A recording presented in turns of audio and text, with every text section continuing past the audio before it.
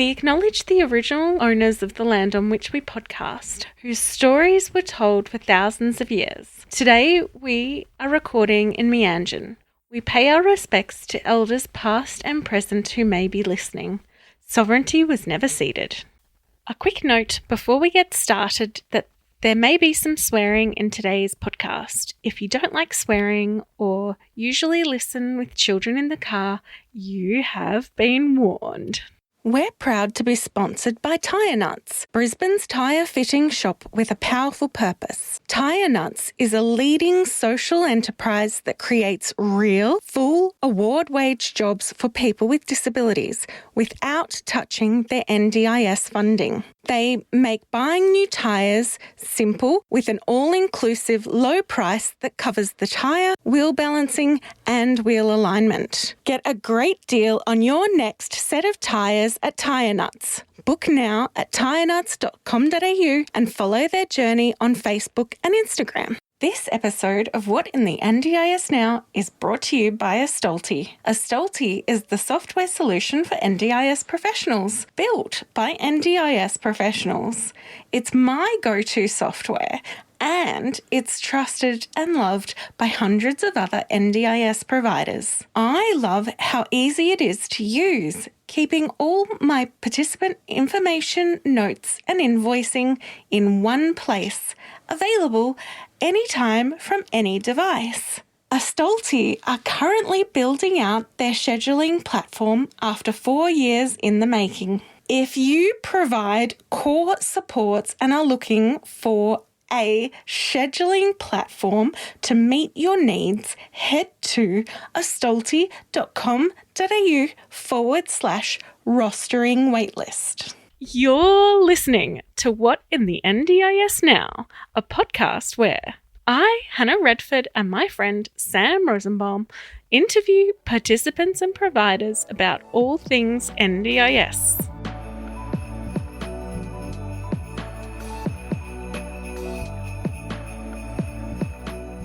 Hey Sam, how are you going?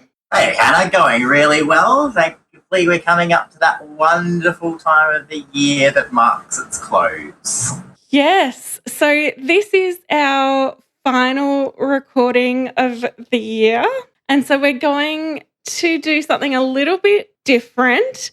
We have Micharla from the DEC here to wrap up the year with us, and we thought this would be a bit interesting because Micharla does something totally different but within the NDIS space, and so we're really excited to hear how her year was as well. Thanks, Hannah. Thanks so much. So let's start from roughly the beginning of the year somewhere. Sam, how was your January? A long distance memory ago. It feels like that was a decade, and it feels like the introduction of the NDIS was a millennia ago. Yes, absolutely. So one thing that happened in January was the Queensland state government banned under 18s from getting gender affirming care. So that was the big thing that happened. That was a big thing, and it was also like it was sideswiped. Like we didn't know it was happening. It was sort of like there was a wag the dog happening in some way. Because as you know, I have a non-binary child as well, and I think the impact that had on mental health and things like in that younger cohort was huge, and even in the older kids as well, like the over 18s, because they know and they've been there. That was huge. It was a big dip in the heart of Queensland, and there we go again. Yeah. It's really, really ridiculous because cis children are still allowed to take puberty blockers. And so is the medication dangerous or is it not? Like, it seems that simple to me. If it's dangerous, then why are cis children allowed to still take it? Yeah. But anyway, I digress. I wanted to throw that out as that was something pretty major that happened. And particularly was devastating in our household and in many others. And in allies as well, for anyone that believes that kids, especially anyone, should be able to live their most authentic life. And I know you'll probably hear that word from me a lot, and it does sound a bit wanky, but it's where I sit, is authenticity. So, yeah, it's not cool at all. Yeah. Definitely love that on the authenticity. And did have a very big impact and set a tone for the rest of the year. I think that's definitely carried through a bit. Also, they now do have the Vine report, and Tim and David need to release the Vine report. Give it to us now so that we can have time to say what is wrong with it. And also, I think that the reason they're not releasing it is because it actually says that puberty blockers are a good idea, because that's the only reason why they wouldn't release it. Yeah, it's actually not showing up their arguments. Of course, they're like, we're not going to release that. But yeah. And I think a lot more needs to be done in schools, full stop, Hannah. I'm a really hopeful believer that we'll be able to get into schools and do some work around this particular subject with teachers, because we've been through it, the ringer. And I know this is digressing from NDIS, but my child is also autistic and ADHD. And we know from Patrick's work as well that we see there is a correlation there between the queer community and the neurodiverse community. And it would be great to see that schools are actually getting properly educated. I know we've chatted a wee bit about this, and I have with Cyan as well, and I have with Jade from Gold Coast too. So watch this space. Yeah. Schools. Well, I mean, we could talk a little bit about inclusion in schools, because that was definitely a big hot topic this year. Yeah. So I mean, the education system has absolutely failed my kids. Yeah. It was a disaster on gender front as much as on disability front. There's just zero support. They pretend there's all this support. They say there's all this support. They do fancy things, and then there's just no follow through. Correct. It's all talk. Yeah, I'm glad I'm not the only one feeling that way. I'm glad, but I'm not. That's scary that our kids are all going through this, and the parents are as well, because it feels very lonely when you're the only parent at that school that is showing up for their kid, and the only one that is actually knows the principal very well and is having these conversations. And that gets regular kind of contact in that way, because I'm always like, bro, what is going on in this classroom, and he very immediately will reach out to me. But yeah, I think we need to do some education around this subject, particularly in Queensland schools. And as I said, I'm really keen is the word I was looking for there. I'm really keen to get involved and see that rolling out. Yeah, I would love for teachers to be paid more. Yeah. So that they could be better educated, do more at university, and come out ready to teach children with disabilities as much as they're ready to teach the neurotypicals. Yeah. I personally, special schools to me, I'm not a big fan of. That's my opinion, because I grew up in a mainstream school where we had kids with disabilities, and I was in groups with kids with physical disabilities and possibly other ones, that are unseen. And for me, it helped me become a better citizen. But I'm such a good citizen already, I suppose that was going to happen. Jokes. But I would just like the separation, it just feels very institutionalized again. And if we can educate the teachers, and they can then educate the kids, because, it's that roll-on effect of community. So that would be great. I feel like I'm steamrolling this conversation around to something else. But, Sorry, Sam. Let you get a word in. Oh, no, don't worry, ladies. I don't mind sitting back every now and then. Oh, no, we have no particular thought about how this episode will go for everybody else. So we're happy to just talk in a few different circles. How about you tell us a little bit about the events that disability events community ran this year, and what sort of the vibe you felt around the events? Because I'll preface this by saying I feel like 2025 was one of the heaviest, most difficult, everyone down in the dumps, feeling awful about the NDIS. So tell me about the vibes, though, at events. So it's interesting you say that, because I was in another role at the beginning of the year, so I've only been with the DEC for 2 months, two months or so. So it is very new for me, but I have done quite a few expos in that time. As anyone that follows me on LinkedIn would see, there's been a lot of flying happening around the place, which I love. It's great. So the vibe that I'm getting from the ones that I've attended is community is key.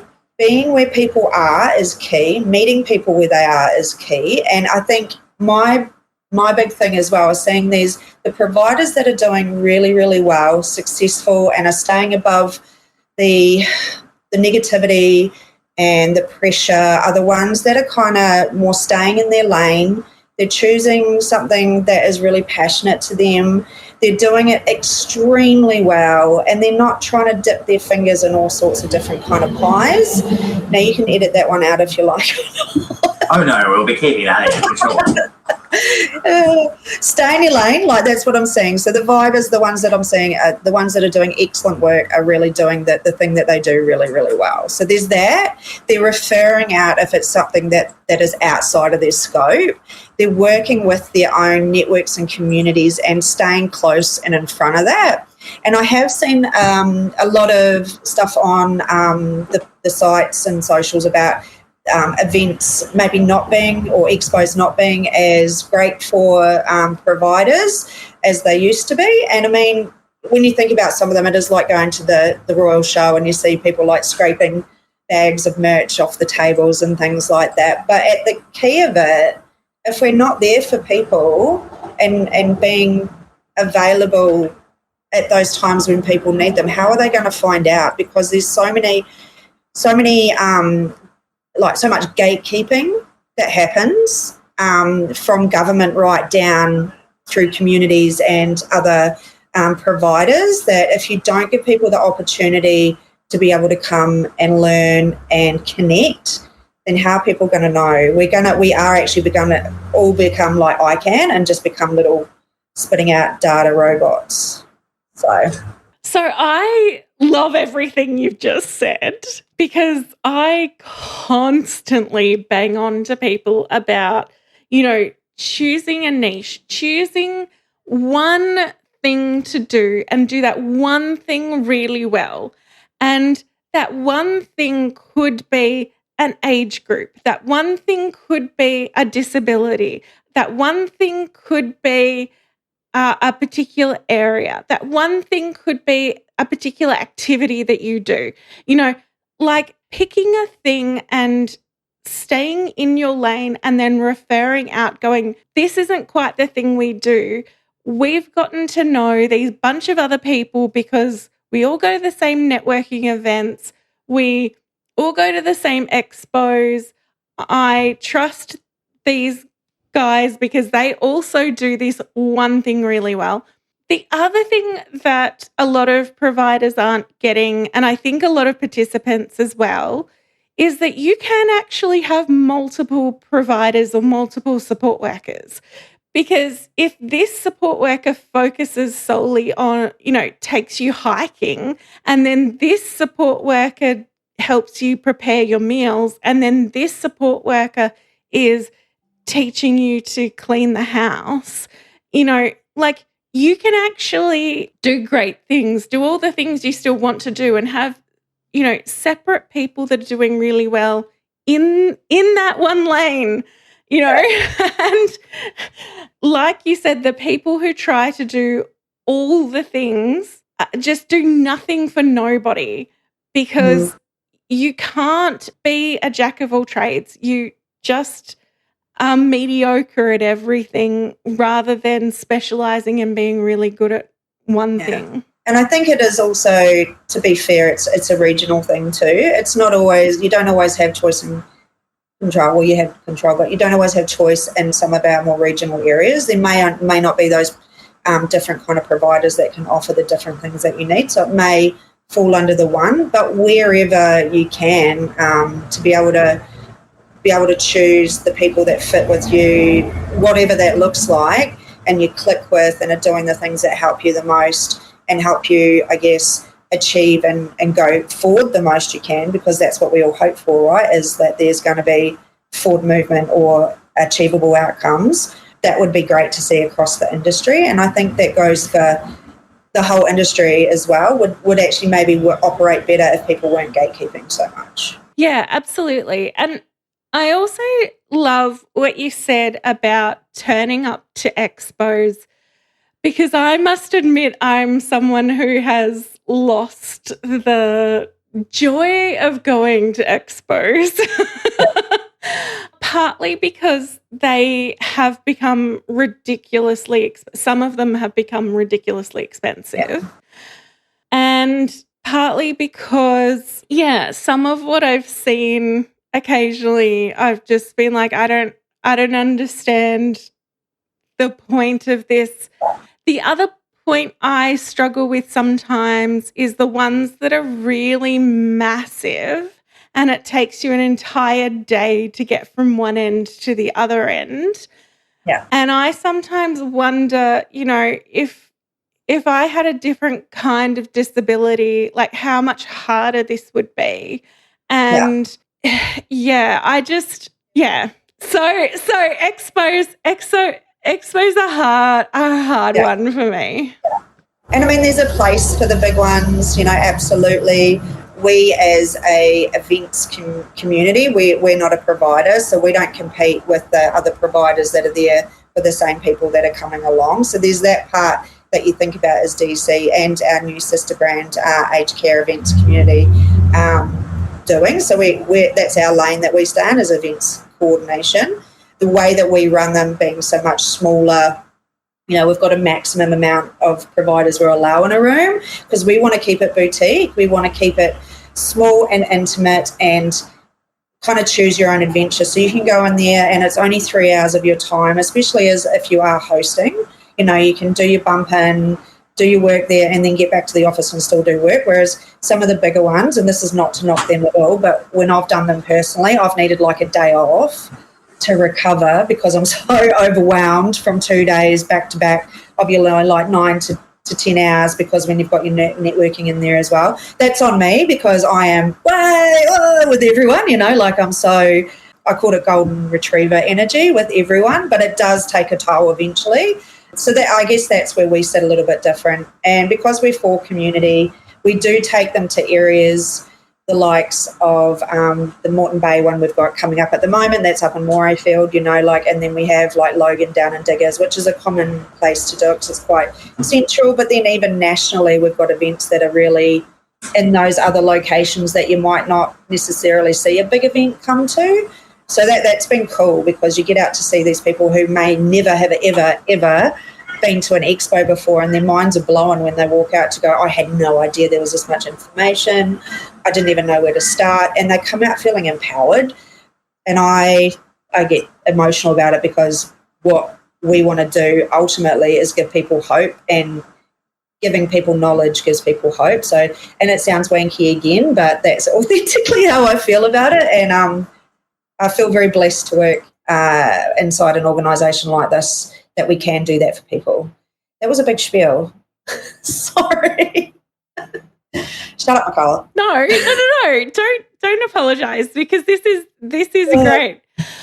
So I will pivot over to a next idea that I had as you were going. It definitely helped me think about some things. So other things that happened this year was a bunch of providers went down. And when some SDA providers suddenly were banned or collapsed, who was there for all their participants? The support coordinators. The NDIA would have been in shambles if not for support coordinators. Yeah. The NDIA have no understanding of what it would have been like if all the support coordinators went, oh, sorry, there's not enough hours. We can't rehouse everybody, so I guess nobody has a home. Thousands of people suddenly become homeless. Yeah, it was tough seeing that because in that time I was working in another org, obviously, and at Housing Hub, and that was like everything that we did, was around accessible housing and making sure that people felt safe and making sure that there was so much information for them. And then you see this happen, and to see it happening to some other orgs as well, and some bigger ones that have been around a long time, it's very interesting, and it's kind of also scary for the industry to see that happen. But seeing the amount of amazing people that stepped up and went, let us help, and it was done on their own time, it was done outside of hours, it was done with such care and generosity. Like, I know we bag our industry a lot, but the people that are in here are amazing. They really are. They do anything for anyone. And I think maybe we do enable the NDIS a little bit, the people that are working in it ourselves, because we say, yes, we can do that and there is no charge and things, but they don't realise that, that's actually hours that you need to be considering in people's plans. So there is a little bit of that as well.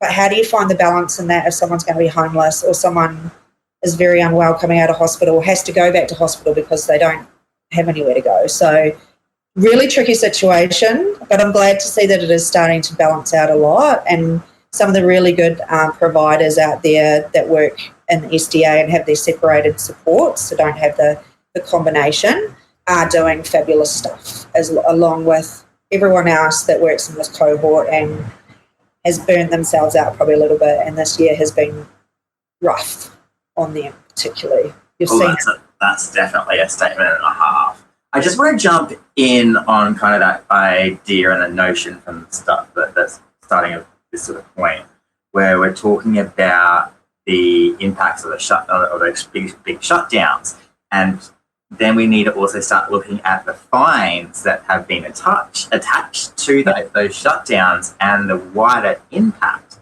And then when you look at also some of the biggest changes that we're yet to actually start to really talk about.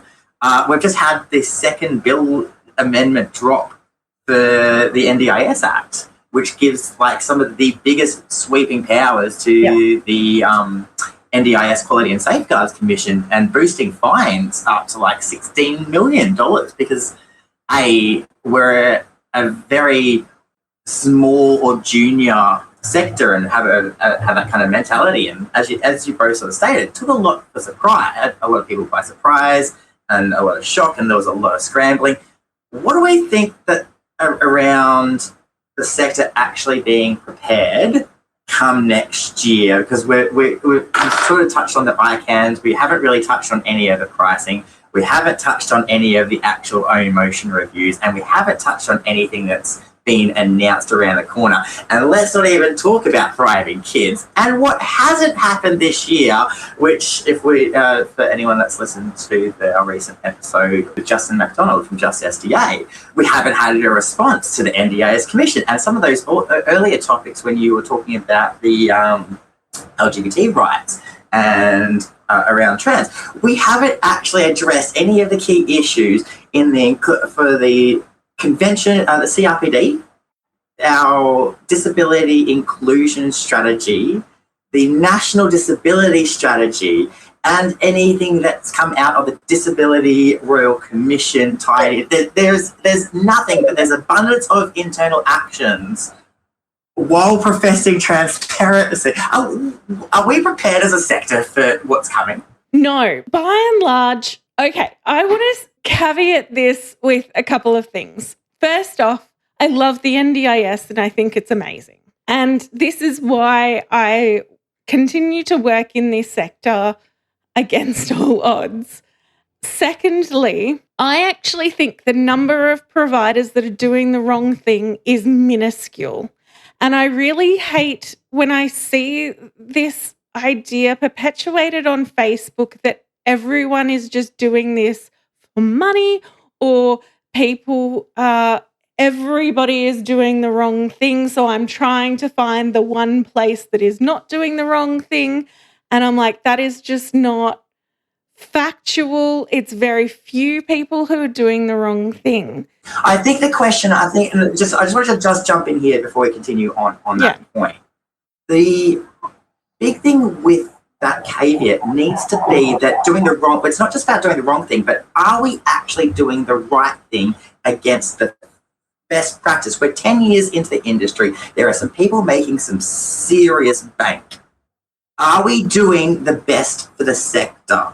Not just what's wrong, because best practice and wrong and what the regulations and practice standards look like. One of the things I did a couple of times as a support coordinator, or I did a lot really, is when I did my end of year report or end of plan report, is I put in there when I did hours that weren't funded, how many hours and what was I doing for those hours exactly? Why did I feel these hours were important to put into this participant? And why all of these hours were necessary. And then this is why I'm now asking for triple the amount of support coordination for the next plan. Yeah. And this actually helped a significant number of times in terms of the support coordination funding. Because then they were able to tangibly see exactly why this person needed this support and exactly why it was taking so much time. And I think, this is often something that providers of all kinds miss doing in their end of plan report. If you do anything for free, make sure you document it somewhere and then say, why did you do this? What was the shortfall and why was there a shortfall? And, I think it's really important to show the NDIA exactly what we're all doing so that we can start to say, this is what is best practice. And we need the hours and the funding to be able to do the best practice stuff. 100%. I love that. But I wonder how many people are actually doing that, Hannah. And if you also... There's no book to say, guys, this is the best. Well, there is probably books now. This is best practice.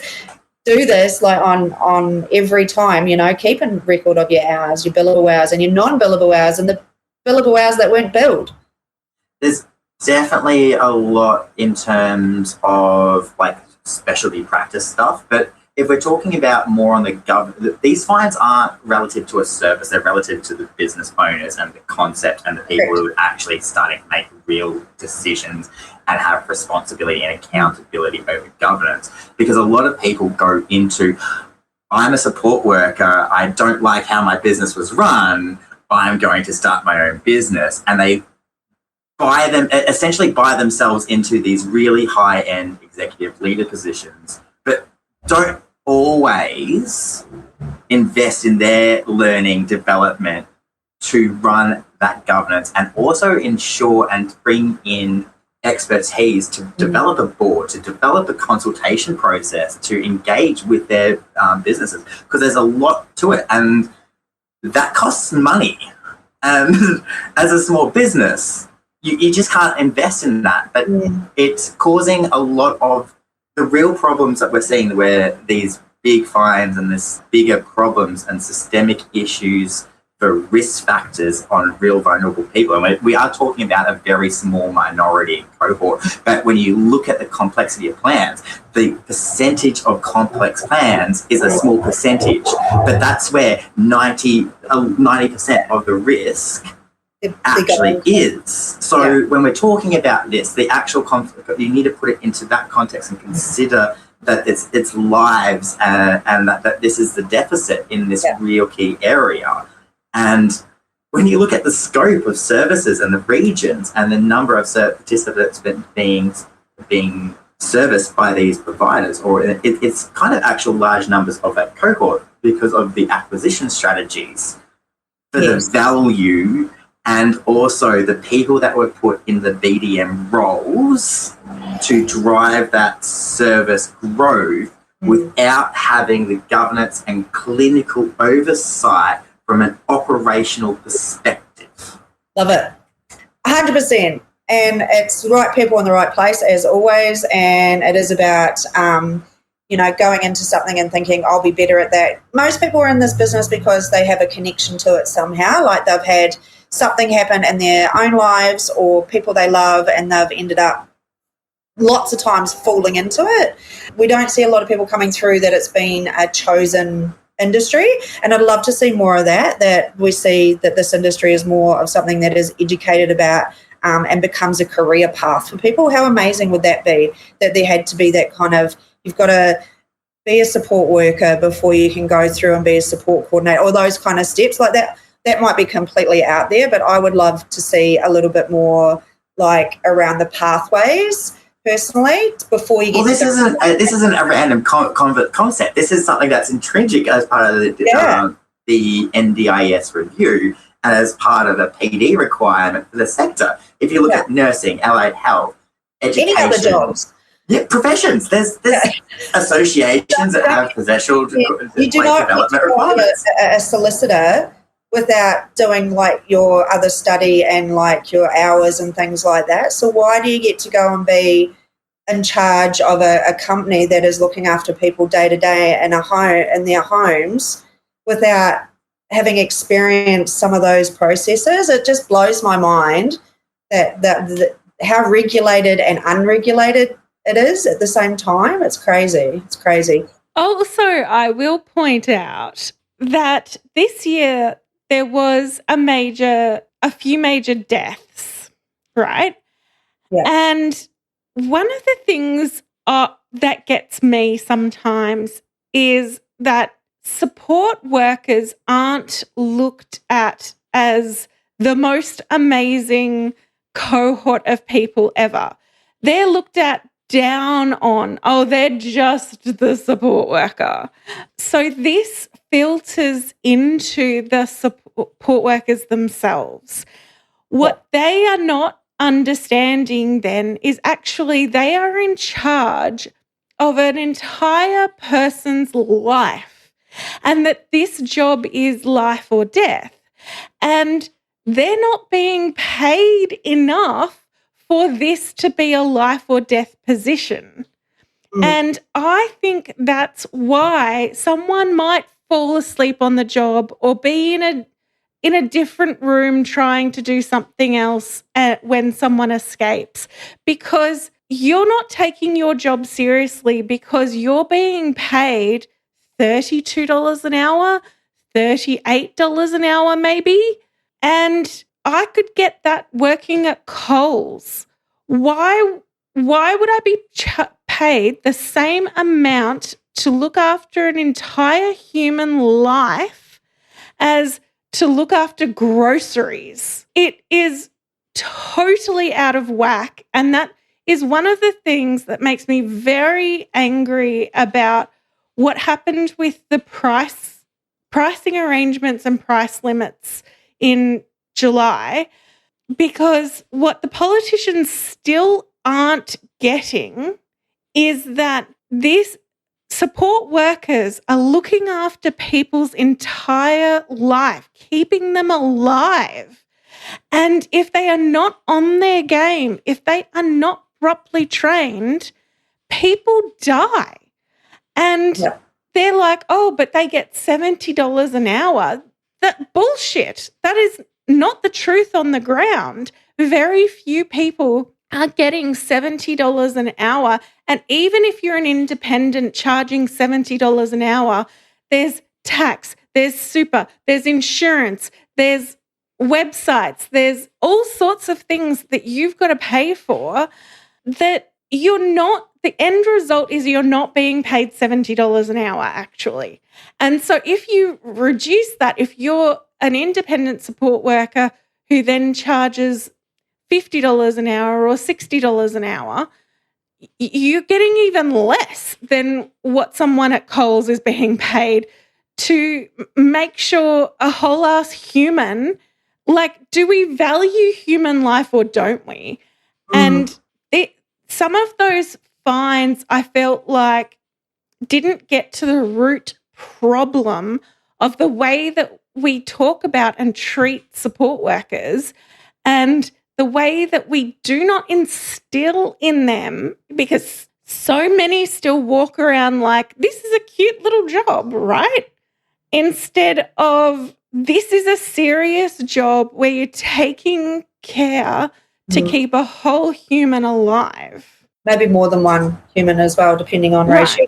So I 100% agree. It's the same as you said before about teachers. Like, the people that are doing these roles are potentially not getting paid enough, and there's just not that buy-in as well. And that's what I was saying too. Like, people don't see this as being a career, particularly in support work. They see it as being a stopgap, like, to the next thing. So it'd be great to see that that support workers could be shown to be the amazing people that they are generally, and the people that I know that do it that are fabulous. You know, they give up their weekends to be with people because they don't want them to be alone in these weekends, or, you know, want to make sure that they're fulfilled. You know, like, there are so many people that are doing the right thing, and that comes back to, you know, there is a lot of bad people, but there's a way more good people that are doing it. You're 100% right, both of you there. And I just want to bring a couple of key points in on the findings. But some of those bigger finds wasn't actually about the worker. What it identified was the deficit from the leadership supporting and providing the guidance and training for each of those staff relevant to each participant. And I think that's one of the big things that the agency, the government, and the NDIS are trying to start to address, while actually failing to do it appropriately in a manner that both providers, workers, and participants in their care circles can understand what is happening. It stems down to that point that I made. We don't have a response to the NDIS review formally. No, and they when is it? We are getting an informal response when you look at the language from the appointed ministers, from what the government's done with both. How many was that? How many appointed ministers have we had this year? 5. Cool. Gives me a lot of hope, and that information is going to come out. Look, we are still very blessed to have the NDIS. It does a lot of good things for community, for industry. It also has the gatekeeping that I talked about as well. And it feels like the people that are on the ground and doing it are not getting heard, but they do often reach out and say, look, give us the feedback. And then I know everyone's so burnt out that they don't want to give the feedback or can't give the feedback, but I think it's really important that the industry continues to give that feedback. So I agree with you. And that's why, you know, the last few news episodes in particular, we have tried to find as many of the reviews that are taking place as humanly possible to present to everyone. You know, we can't be across all of them. We are doing our best as a little podcast that doesn't make any money, you know. Exactly. But this is exactly why we try to at least say as many, you know, this review is happening, this review is happening, this review is. Have your say. Please go and have your say. I sometimes feel concerned about, having my say, because I think it would be half swear words. Yes. Fuck you and all y'all. And I'm not sure how constructive that would be. But I still think it's really important for everyone to have their say in whatever capacity or way that you can possibly do it. And I think that having Justin on the last episode going through the SDA standards review in particular, but the key thing about what he did in that episode was explaining exactly how to do your feedback. Yeah. And how to, to explain exactly what's happened and why this is your perspective, and to make it as easy, as dot pointable as humanly possible, because the reviewers need to compile all of these suggestions into a report. And if you can write something in plain English and say, this is exactly what's happening and why it's happening and whatever, then they're able to, copy and paste that into their report. They're taking on your suggestion.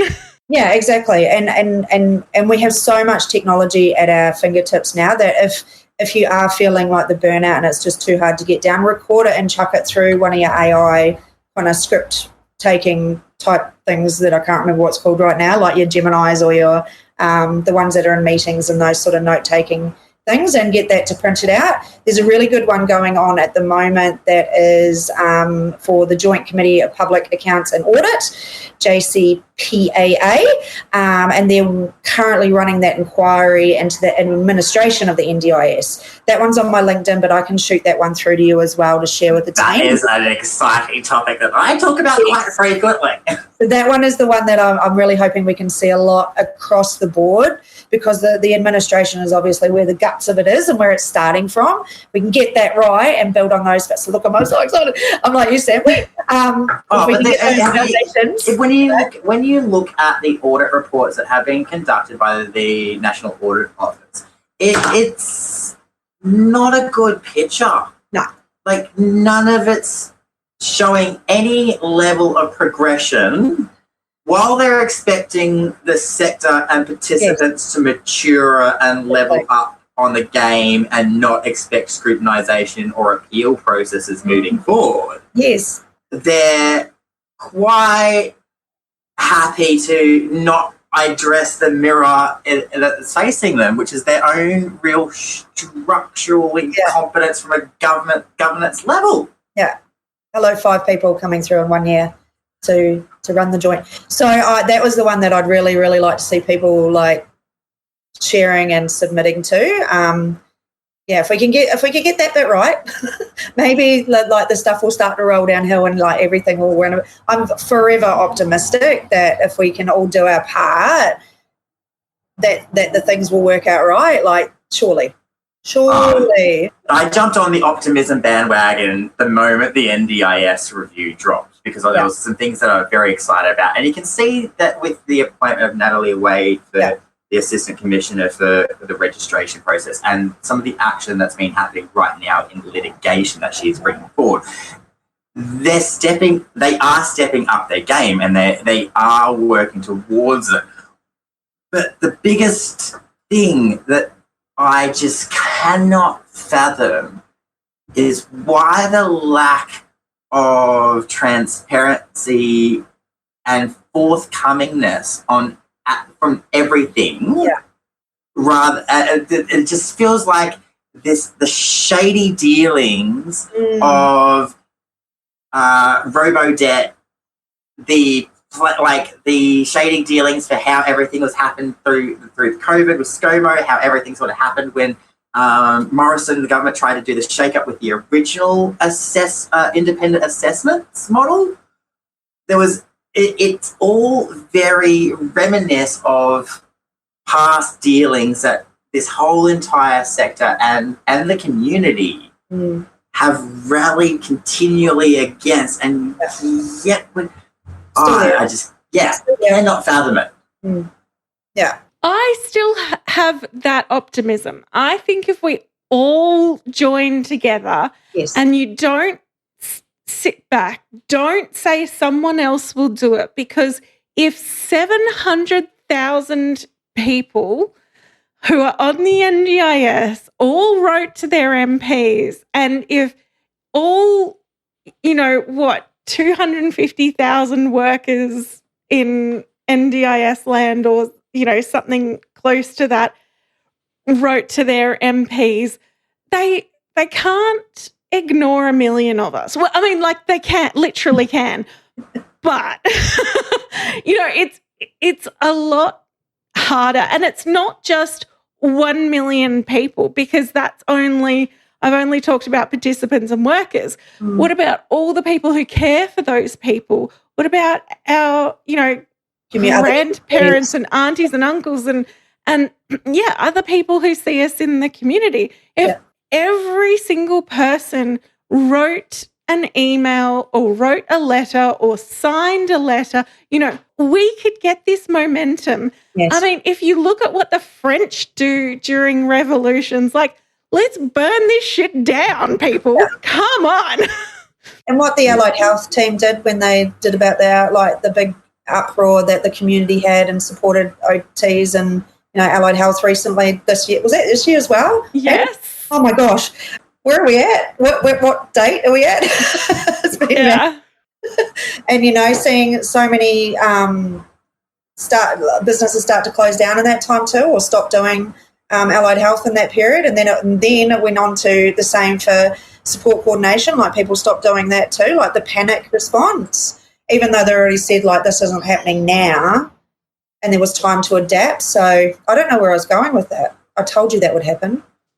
Well, I'll just jump on that end of that, a tail end on that speech around the mass exit, because the National Disability Service brought out its State of the Sector report this year, which found and spoke about the mass exodus and the identified lack of financial viability that the sector is facing. And it comes down to, like, as we spoke about around the cost model and that the award rate for a worker, which actually is the starting point for the cost model framework for the Independent Pricing Authority for the NDIS. And it's the systemic failure of how that process was conceived in its inception. How did they do that? Where did they get those? Like, how did they get those numbers? Like when you know what's happening in the big wide world, and we know how big Australia is, are they comparing it to something? Like, it just blows my mind. They didn't. Everyone in the CBD. They ain't in Queensland, right? Like, I'm driving up to Toowoomba this week, and it's 2 hours to get there, and we think nothing of that because that's our community. But can you imagine, like, Melbourne or New South Wales going, oh yeah, we'll drive 2 hours to our community. Sorry, southern states, I do love you, but I think Queensland's a different cohort as well when you think about that too. And maybe that's something that does need to be considered as the bigger states. I don't know. Especially on that rural point too, when you consider the western states. So WA is one of the most uniquely diverse sort of models from a participant base as well. And I think that's probably should be something that we start looking at discussing, because we've spoken a lot about impacts facing providers as a focus, but there's also been some really big shakeups from a participant point, especially on around how plans are managed, and also some of the implications of participant to the financial implications to participants if they mishandle or misuse the funding because they either haven't got an appropriate plan to start off with, or maybe don't have the right supports to implement and understand that plan, or haven't been provided the right support to understand what their needs are in the first place, and the expectation because of what the sector, rightly or wrongly, as you said, sometimes over service on a pro bono basis, have led an expectation of that to happen. And we're at a whole new different world. And if we start, as I started, is the sector ready for this? How, from your experience within the community and some of that participant base, do we think that participants and the families are ready for this? Not when you speak to anybody that's helping people with access. If you spoke to anybody that's doing like helping with free access to people, whatever you want to call that cohort that does that, like it just seems like we just want to get them on. We just want to get them on, and then we don't tell them what it is or what you actually can get help with, or what are your goals. Like, it really needs to be stripped right back to like doing a mapping of the process of when someone first realizes or is diagnosed or whatever that first step is, what the next part is, and have that as an industry standard to go forward, because so many people don't know. If you weren't working in the industry, like trying to understand a plan and get it put in place, I've helped so many friends that have had family members or, themselves ended up with a disability. And like, even for, like, as I said, I don't know shit, but for someone who's very, very clever and very does this day to day, like yourselves, like, I think if you weren't working in the industry, and to tell someone that stuff, like the general public, they don't know. Why are we gatekeeping the information to the general public anyhow? It should be as easy as going on there and going, this is what I need, this is what I do. Yeah, it comes down to bureaucracy speak. Yes. Because they have to do it to a point. They have to do it in bureaucracy speak, because the nature of NDIS is that it's meant to be individualized. Okay, we're heading into a thing that makes it not so individualized, but the original idea is that everyone's got individualized funding, with the caveat of, like, so it depends on your circumstances and your disability and blah, blah, blah.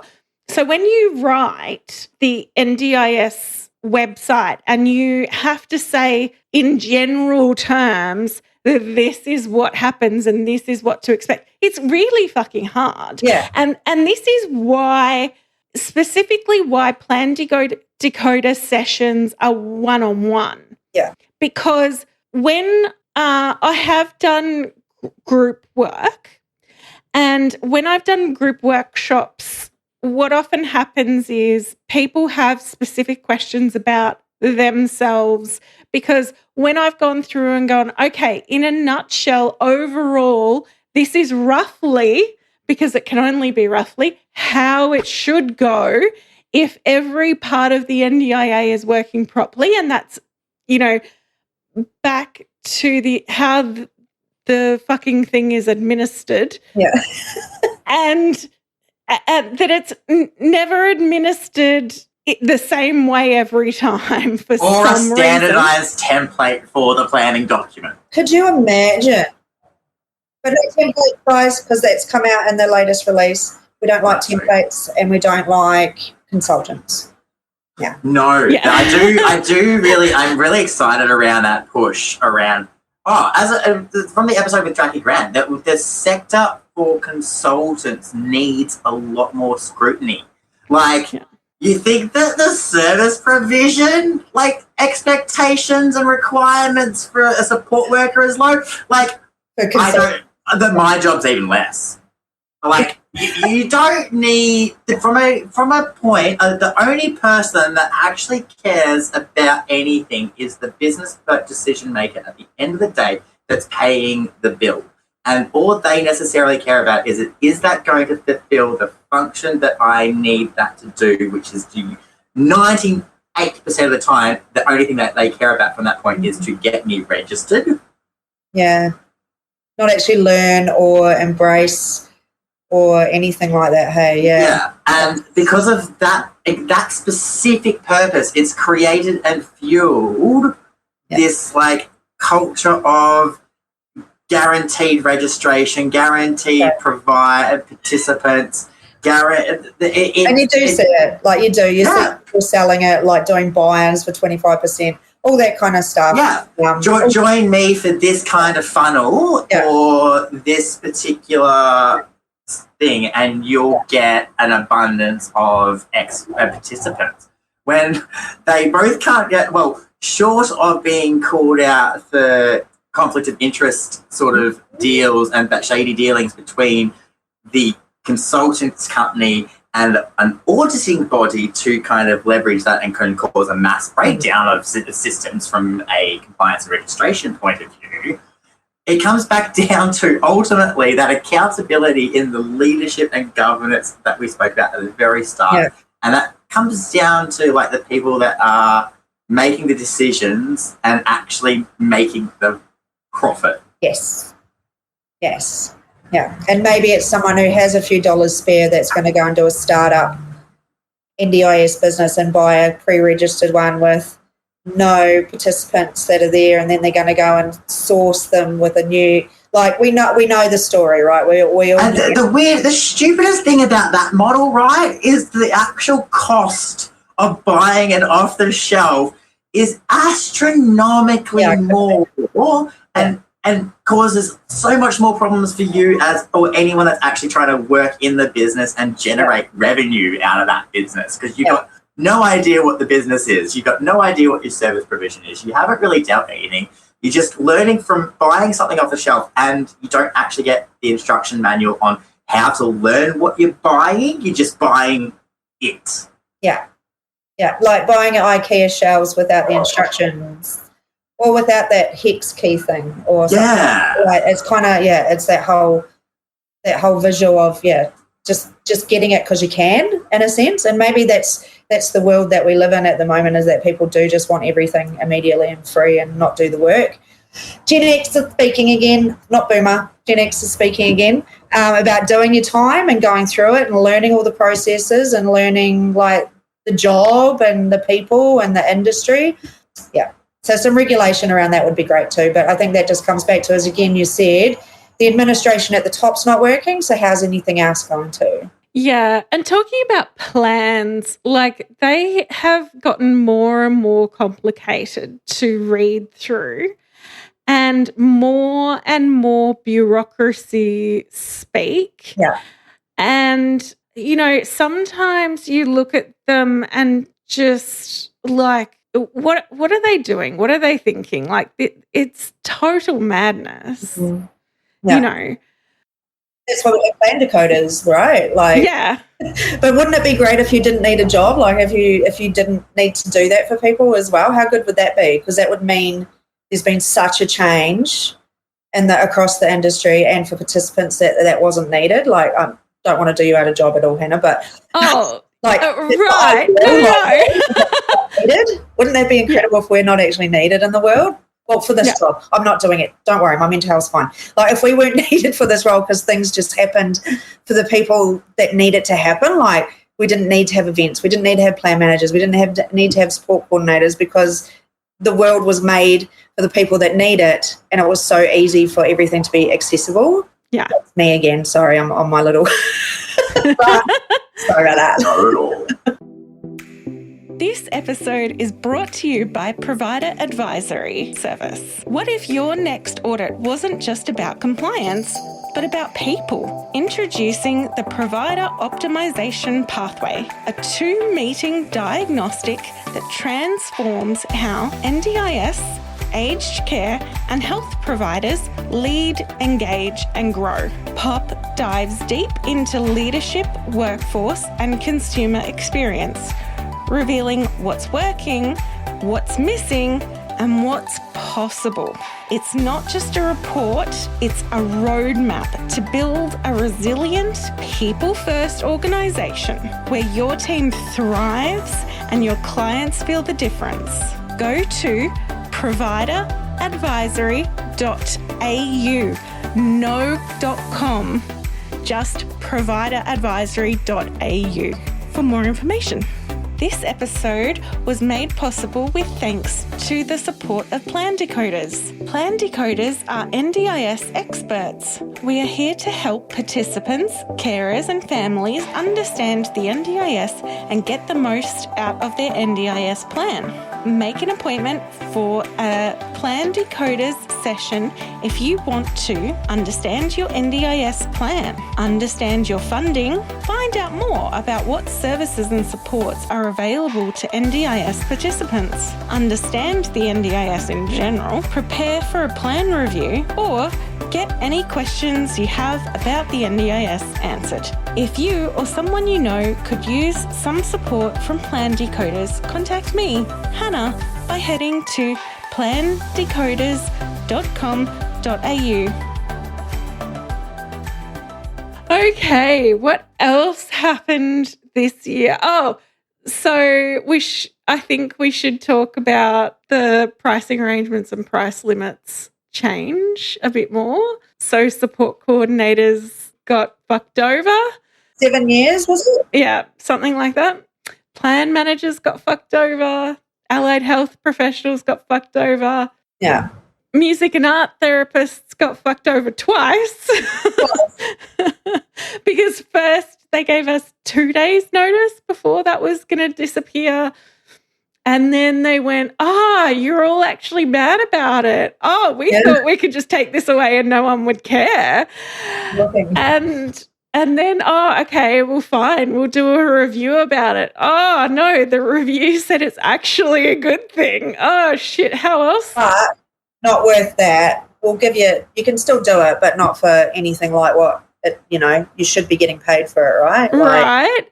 And also we're going to make it incredibly hard to get because you have to have a report that says exactly why music or art therapy is beneficial for you from the music or art therapist, but you can't have used your funding beforehand to do that.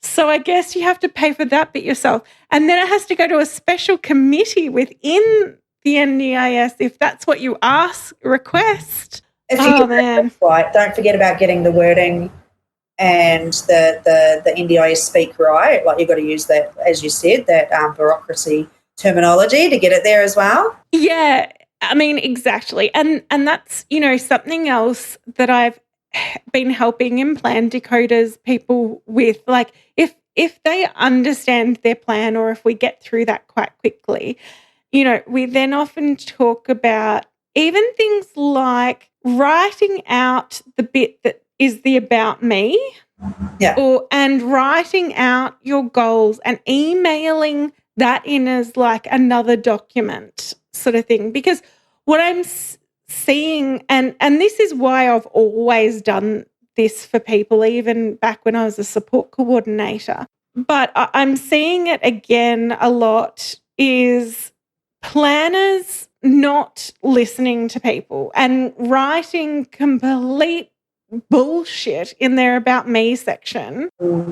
And their NDIS goals become even more meaningless than they ever were because they're like, no, I didn't say anything about that. I don't know how they came up with that goal. Or I don't know why. Like I had one participant who was in a DV situation and in it, the part where it comes people who support you, their partner was in there their ex-partner was in there and my participant got really upset and went, how is this in there? We told them that they're no longer there and blah, blah, blah. And I was just like, oh, my God, this is so, so bad and so useless because they just don't listen. And that's why, your reports have to be so spot on, but also a report from the participant themselves saying, by the way, don't make shit up because I've written it right here. And so when you do say, well, I'm going to review this decision straight away, you can point to what you wrote and say, this is what it should have been. Yeah. Yeah. And that gets left out so much, the actual people that we're helping and supporting to have their voice in all of this. And there's not a lot of that, I feel, like in submissions or anything. It's very much comes down to clinical or behavioural and things like that, not the person themselves. So we've got to humanise it a little bit more, I think, too. Not that that's probably going to help when it goes into the computer and the computer spits out the data, but... yeah, right? Might confuse the algorithm. Yeah. AI is not replacing humans, though. It's just data. It's just data. Yeah, right. Mm-hmm. Give me a break. I want to just kind of sidestep over to addressing that kind of need that we've highlighted, that we've got plans being reduced, we've got services being exiting the market, and we've got a key recommendation from the NDIS review around foundational supports that this year Mark Butler has decided to kind of scrap, adjust, and tell the states that they're meant to be happy with the funding model and what we're meant to be doing without any transparency or consultation or understanding of what the changes that he's promoting into what he's calling thriving kids. For anyone that's interested, there is a whole rant that I've done before on the matter. But it's just continually addressing and showing the deficit, but also some interesting opportunities that some of those supports that you were just talking about can step in to build bigger programs to address the foundational supports. Because if you think of Thriving Kids specifically, the idea that Mark Butler, the minister, was kind of addressing was that the supports and needs for autistic kids from an early intervention and development need can be very specific and tailored on a group basis from an individual needs set. Yeah. Or service provision. But when the NDIS was created and went to market, each state dropped off all its groups of its services. Yeah. It's what would have actually been a foundational support model, gutted funding, and forgot about the disability sector because they for some reason... It's not my problem. Yeah, it's a governmental problem. It's a federal problem. Yeah. So that's a shame, to see, because there was some really great... That could have been adapted now to, like, today's expectations about what is appropriate and helpful. There was a lot more that could have been done and held on to, I think, as well, and it would have been great for states to do that. It's just this, once again, there's no consistency across that, though, so it would have been good, or it would be great to see if states are expected to do that we do see some consistency across them of what is expected in those. We don't want to see we're getting back to institutionalised, sort of segregated either. Like, oh, yeah, and it's a tricky one, I know, because there's the balance, and then there's, you've got to have their compliance too, and it's a higher level. But that would help states' economy if they were able to then, with some of these businesses we're talking about that potentially are folding, that are good businesses, but just can't run on the funding that's been given federally or individually from people that they're supporting. Why can't states step in and do that so that we don't have down the track, a lot more issues with people in mental health and running around doing things that aren't really helpful, especially with kids, in the justice sector. How many of those kids that we're seeing that they talk about on the news all the time? I had a kid that was like that, my middle child, second born, guys, always second born, a rat bag, and he was doing awful things. And, later we found out that there was some mental health issues, and B, there was some ADHD and all these other things that we didn't pick up immediately. And we're not the families that are sitting around drinking and, doing, mum and dad are together like regular bogan family that are still together, sort of middle class-ish, like cashed up bogans, what's that, a cub kind of thing, like that middle class people. But he was still able to do that because of the cohorts he was around. So to have stepping in when they're talking about, especially when they're talking about do the crime, do the time sort of stuff with adult crime, I'm just slipping that in there as well.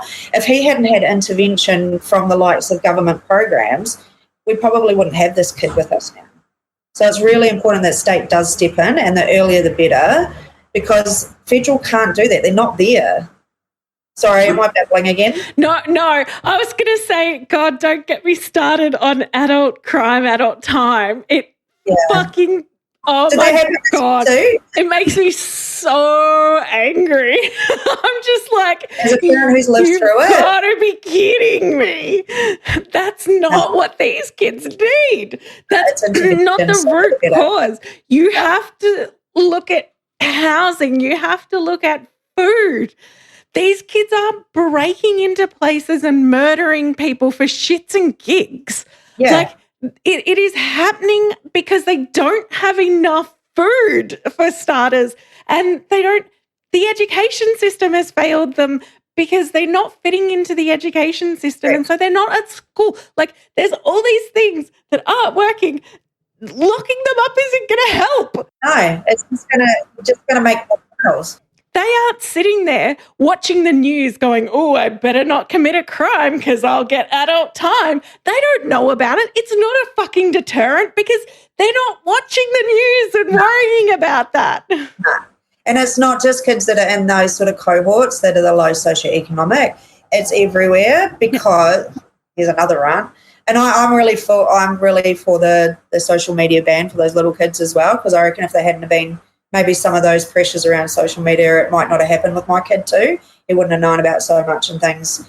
And that's from a very hands-on parent. So, look, back to what I was saying about early intervention, it would have been really cool to know earlier that there was some issues that we could have helped him with and supported him better.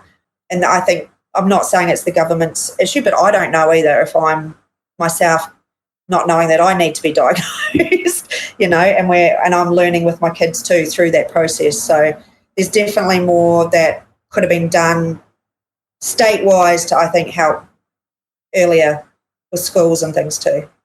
There was also the report that came out just the other day saying that actually therapies aren't helping people with psychosocial disabilities.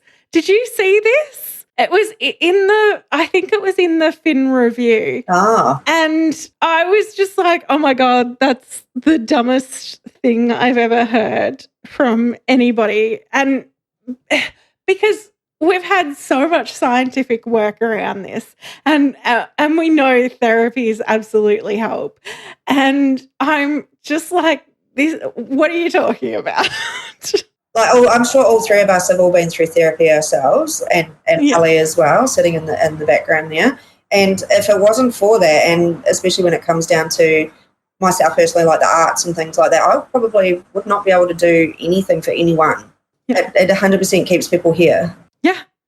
Yeah, it's staggering. Well, isn't that the purpose and the function of what the minister is trying to create thriving kids to achieve from an early conceptual point? Back to my big optimism again. I don't like the name. It sounds very condescending to me. Sorry, Minister, but thriving kids, it just sounds so condescending if you're a parent of any kid that isn't thriving, and you're like, ugh. Rewording would help me a lot, I think. But if we could get to that place and positively think about that there was going to be things in the community that could do that, we could pick up a lot of the businesses that maybe have fallen over that can support this, and it would be better for the industry. Great, but I haven't seen anything that shows that yet. What is it? Well, the statement on foundational reports in the NDIS reviews are supporting the whole framework to be rolled out, quite frankly. Or whatever that is, but no one knows, right? We've got a great name and we've got a great brand and logo and everything, but... in the NDIS review on the foundational supports provides a whole framework for a transitional plan to implement this. And it didn't need too much more adjustment. It just needed the minister to do his job to the state to do their job and come to a consensus on a funding arrangement and implement the damn thing. Change the name because I don't like it. Well, that's because everyone was fighting with each other, isn't it? Yeah. But as we sort of wrap up on the wraparound for what has been 2025 in the NDIS sector and adjacent impacting areas, what are we kind of feeling for 2026 as a whole, I guess? Well, I think one of my hopes is that everyone gives a submission to at least one of the 100 reviews that are happening at the minute. And don't forget about the annual pricing review that is open and happening right now. Yeah. That one is really important, and they're doing it early this year because they apparently do genuinely want to hear from the industry. So please give them the benefit of the doubt and submit to ones about SDA, submit about exercise physiology, because we definitely need exercise physiology to stay under NDIS. 100%. I hope that then we all get together and say bullshit to AI-generated plans. Yeah, there we go. I guess my hope is that communities are feeling supported still, and that people are using their village, and we can take down some of those barriers and gatekeeping that still happen. I think there's still a lot of, pride in the industry where you don't want to reach out and ask for help from your fellow industry workers. Bloody hell, man, we need to, because not everyone knows everything, and that's the whole premise of it, that you can't. So please reach out to your networks and your mates. Please do give the feedback and submissions as you can. please do use AI to do those sorts of things, to take some time and some stress off your plate. And if there is something that you see wrong, please speak up. That would be my hopes, is that we're more community focused, our community being the industry, that we are sticking together and one versus many, and we are the one, and we're going to go up against the governments in need, or wherever we need to go as an industry, and support the people that we're supporting that don't necessarily have a voice. I love that, both ladies. I think there's some really good points. I think some real key things that stand out to emphasise from both those sentiments that you brought is around the accountability from leadership and people in essentially power within the sector to look internally at yourselves, look at what is happening from a wider industry demand, and demand better of yourselves. I said at this time last year, is I would like everyone to start being kind. I want everyone to start looking at and demanding better from yourselves, because this year's been too hard to do last year's request. Just start doing better yourself. Let's go from there. Baby steps. Look, it has been a very much of a roller coaster on a rocky, old, rickety track of a year. But I think if we can start leveraging what is coming out of the reviews, and actually start implementing from a sector, and start individually learning from a professional development point. Start learning more, start looking more, start learning about the key things that the people that you're supporting actually need if you're a direct support worker. Start learning about key governance and leadership accountability if you're an owner. Start looking at how you can support your staff and demand more support from your leadership team if you're a team leader. If you're a frontline manager that is meant to be the starting point for any participant complaint, start expecting more from your teams and start giving them more, but start demanding more of your management. Start expecting more support, start expecting more collaboration, and expect a training budget. Oh my gosh. PD? Come on, guys. Every other industry. Yes. And lastly, I hope we become a more inclusive society for everybody, but also for our trans kids. Yeah. And that the government actually do get their head out of their ass about it. Amen, sister. Amen. I think it also comes back down to each of us individually. Each listener needs to do better on that point, understand what inclusion actually means, because we've seen stuff about diversity not being so diverse this year from people in the leadership, and some people supporting that concept as well. Yeah. The things that have been said publicly that don't necessarily need to be opinions-wise, but everyone's entitled to it like an asshole, right? And some are more asshole than others. Yeah, 100%. But hopefully we can see less assholes if people start looking at what they should be doing and taking accountability, and maybe looking at that mirror and just go, should I be staying in the sector or should I not? Yeah. Now's that time to really ask that question and reconsider if you're not. Yeah, absolutely. Yeah. Well, I want to thank all the listeners for listening to us this year. It's been a great year for the podcast. Congratulations on a great year too, team. Thank you so much. And it was quite surprising with the latest numbers that you posted recently. Yes. Very excited. Yes. And we'll see you in a couple of weeks. For a new 2026. Yeah. Huzzah! Bye. Thank you for listening. Please share with people you know. Until next time, as the Green Brothers say, don't forget to be awesome.